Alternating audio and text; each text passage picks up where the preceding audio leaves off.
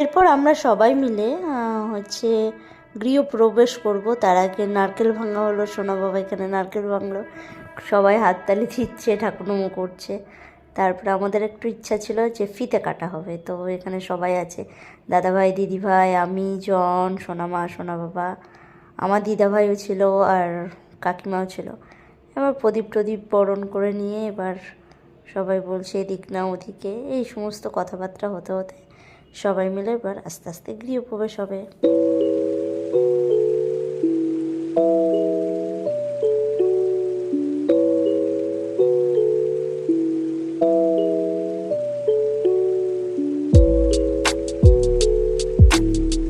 তো তোমরা সবাই যেন গৃহপ্রবেশে প্রদক্ষিণ করতে হয়, তো আমরা ঘরের মধ্যে প্রদক্ষিণ করছিলাম। তারপরে পুজো শুরু হলো আবার। আর এটা আমাদের নতুন সিংহাসন, সোনামা একটু সব ঠাকুর মা স্বামীজিকে পুজো টুজো দিয়ে এরপর হচ্ছে যজ্ঞ শুরু হবে, তার জন্য বিভিন্ন নিয়ম আছে সেইগুলো করা হচ্ছিল।